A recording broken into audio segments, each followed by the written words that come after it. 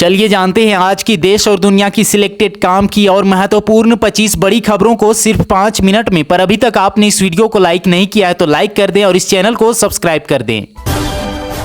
अंबाला में राहुल गांधी ने जनसभा में कहा, अग्निवीर योजना जवानों की पेंशन चोरी करने का तरीका है। मानहानि मामले में आतिशी केजरीवाल की याचिका पर सुप्रीम कोर्ट आज करेगा सुनवाई। खड़गे की तबीयत में सुधार, कठुआ में पूरा किया भाषण, कहा बीजेपी को केंद्र से हटाकर रहेंगे। सोना 75,640 रुपये, चांदी की कीमत 91,448 रुपये पर पहुंची। इजरायली पीएम नेतन्याहू से बात करेंगे जो बाइडेन, बोले मिडिल ईस्ट में रोकनी होगी जंग। कांग्रेस के कार्यक्रमों में लगे पाकिस्तान जिंदाबाद के नारे, अमित शाह ने राहुल गांधी पर साधा निशाना।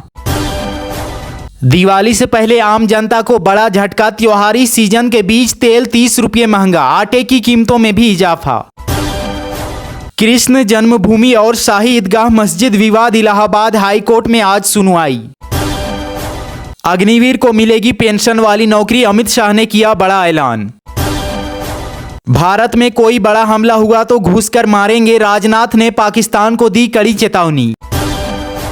नेपाल में बाढ़ और भूस्खलन ने मचाई तबाही, मरने वालों की संख्या बढ़कर हुई 170।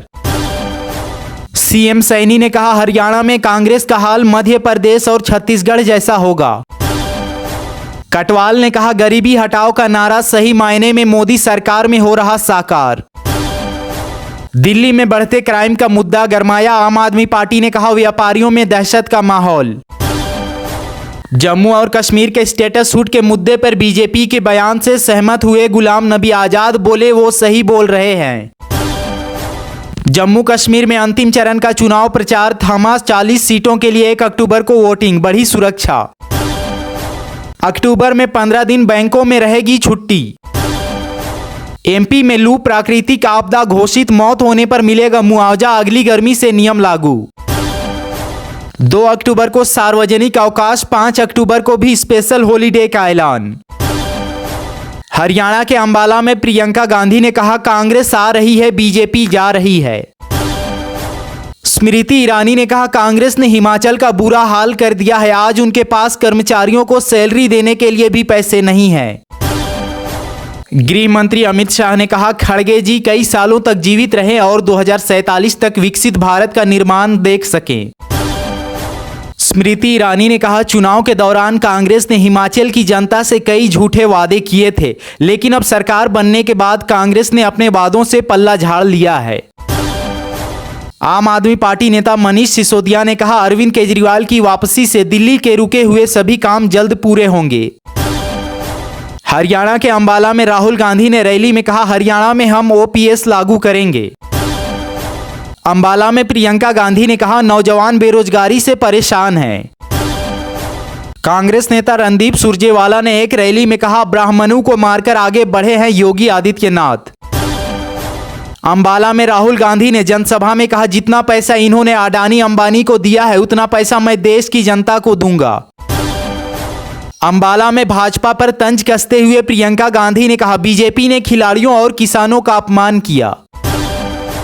मुरादाबाद में बीजेपी नेता संगीत सोम ने कहा, अधिकारी सही से काम नहीं करेंगे तो पिटवाऊंगा। कुमारी शैलजा ने कहा, चुनाव के बाद हरियाणा में मुख्यमंत्री का चयन पार्टी हाईकमान करेगी। ईरान के विदेश मंत्री अब्बास आराकची ने इजराइल को चेतावनी देते हुए कहा, हिजबुल्लाह और मजबूत होगा, नसरुल्लाह की मौत का बदला लेकर रहेंगे। हरियाणा के करनाल में गृह मंत्री अमित शाह ने कहा, अभी भी ये दामाद को खुश करने में लगे हुए हैं। यूपी के सीएम योगी आदित्यनाथ ने कहा, अटल जी ने कहा था हमें खंडित भारत नहीं अखंड भारत चाहिए। हरियाणा के अंबाला में राहुल गांधी ने रैली में कहा, जहां भी मौका मिलेगा उनके बैंक अकाउंट में पैसा डालूंगा। हिजबुल्लाह चीफ नसरल्लाह की मौत पर जेकेएनसी के उपाध्यक्ष उमर अब्दुल्ला ने कहा, भारत सरकार और अन्य देशों को इजराइल पर दबाव बनाना चाहिए।